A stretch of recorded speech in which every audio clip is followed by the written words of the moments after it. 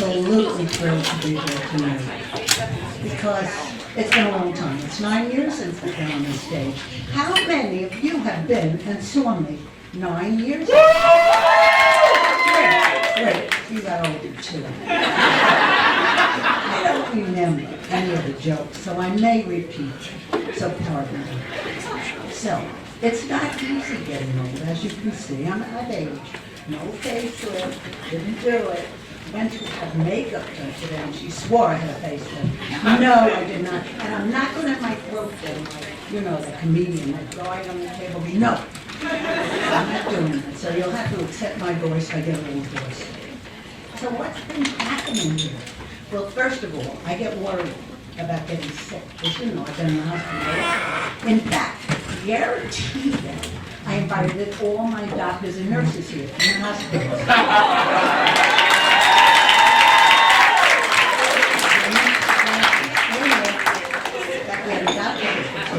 I said, did you see me 2 weeks ago? I was there. I was shitting my brains out. You probably saw on the real end. In any case, it's been wonderful. Wonderful getting old, except this morning I went to eat breakfast. After I looked at the obituary, I made sure I wasn't on there. I had breakfast because after all, I'm going to eat and get strength for this out. And I picked up my vitamin. I took another pill with it, not looking carefully, and the tongue got so hard it cut up my banana from my cereal. I did, and he looked. My boyfriend, by the way, not his age, not the year that he was born, it's because I dated 43 men before him. So he's used to being called 44.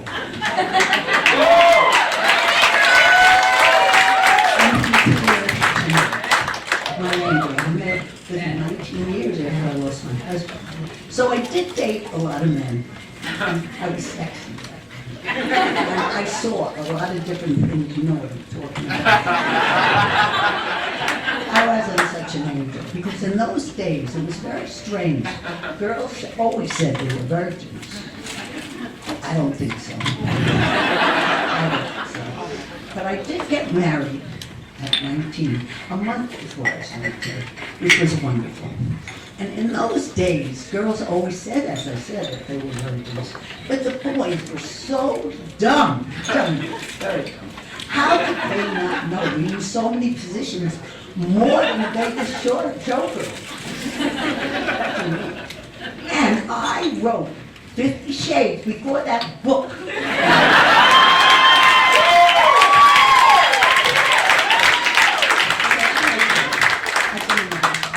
Many times. A couple of weeks ago, I was there again. Whose voice name? Neo something. Back as a doctor in St. Francis, and he said, I didn't recognize you. That's what. And he didn't recognize me.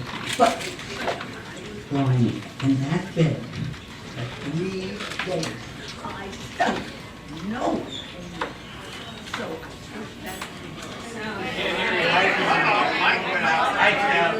the mic. Okay, I pushed the buzzer. I pushed that buzzer, and finally someone opened that door. A nurse came in with a basin, and she said, turn over on your left side. So I turned over butt naked. She came over. She lifted my left boob. She lifted my right boob. She washed. She headed down to my, you know what, my little flower down there. And she started washing. And then the door opened. A gorgeous hunk of an aide came in. Oh, I love the way he looked. She said, go to her other side. So she went, and he went, and he went to this side. And he started on my back. And he rubbed, and he rubbed, and he went down, and right down to my lily pad. And then I hyperventilated. And then they came in with oxygen. Why did I have to wait till I was 90 years old to have a threesome?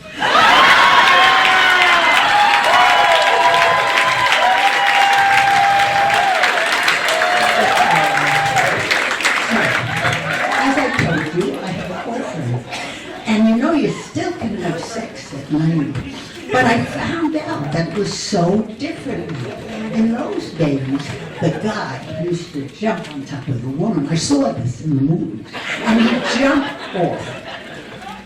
Now, I have Netflix, and I have Prime, and I have Hulu, and I have Apple. They do it differently. I learned. The guy, he takes the woman, and he pushes her against the wall. And she wraps her legs around him, and they do it. And then he takes her, and he puts her on the kitchen table. And they take it, and they do it. She puts those legs around him. And then he throws her on the floor. And they do it again. So I said to number 44, let's try it.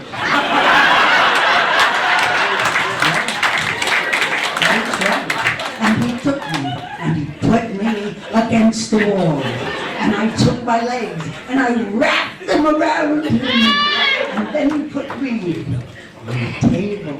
And he put me, and we did it. And I put those legs tighter and tighter. And then we finished on the floor, just like I saw. And I wrapped it, and I stayed there for a minute. God damn it, now I can't go back to that diner anymore.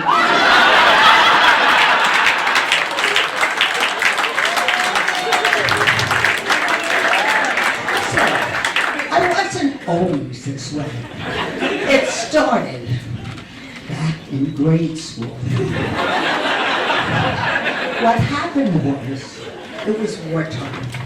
I heard somebody say, Civil War. No, it was World War II.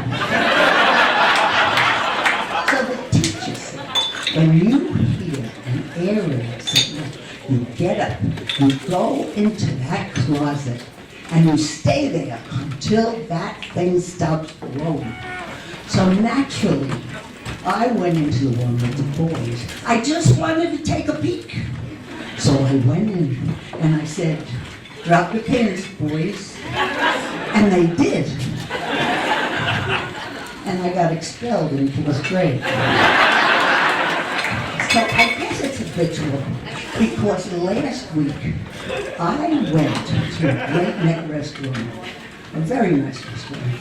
I went past the girl who takes you in, I had made a reservation, and there was a coat check. So I went in, and all I did was say, drop your pants, and this dope ran out. I was scared, I guess. Now I can't go back to that restaurant anymore. So after that, I said, you know what? Sometimes I like to be alone. I like to get that feeling alone, and I never wear underwear. I heard a lot of movie stars do that, so I wanted to be like a movie star. So where did I go?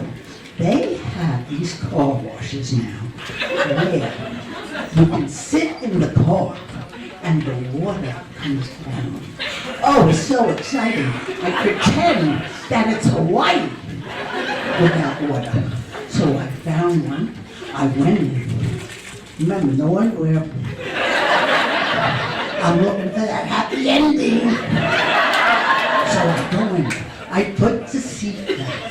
I'm relaxing under that water. It was so great, wonderful. It's coming, I'm coming, and then all of a sudden, the doors open and 2 Mexicans come in, and they're wiping the goddamn windows.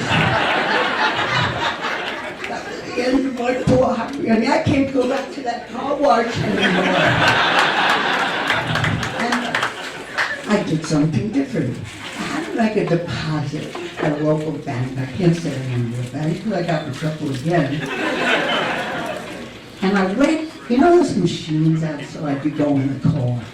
So I put a thing in there. I was going to make a deposit, and the machine zipped it up. And remember, I don't wear underwear, and it took a long time. So I put the seat back again, waiting. And I'm trying to get that old happy ending again. And all of a sudden, a face appears. They saw me. And she says, what are you doing? Get out of that car. Go away. go away, you're never to come back here again. She ran on, I can't go to that bank either now. You can't have any privacy even in your own car. It's gotten out of hand. Big brother's always watching you, especially me. So, I don't know. I'm here and I'm going to be 91. So I think next month, one more month. So next month I'll be at home. So I said to my children, I have a son, a daughter, grandchildren, great-grandchildren, they're all here, everybody's here, and loads of wonderful friends. I've always had this terrible potty mouth. So in any case, I said, children, I've been thinking, I could die one day. Maybe I'll be on stage again, but if not, here's what I want you to do. I want a coffin. Before we can know it, I want my legs spread apart with stirrups. And I want 5 vibrators playing with Beatles music. I want that in there. Because I'm going to go to eternity or the afterlife. I want to have a good time. You never know. Never know who's going to show up. So, it's been a wonderful, and I really love doing this, as you can see. I couldn't come back all these years because lots happened, you know. I made the doctors very happy. And craziness. And I've entertained at the hospital where in the bed. In fact, I got 2 nurses in trouble because they came into my room. I was entertaining them, and I got in trouble with the head nurse. So I don't know. I think they're here tonight. I'm sorry. But I just wonder if they're going to let me come back to this place anymore, because it isn't fair. Life sucks. So I thank you all for being here. I had a wonderful time. That's it.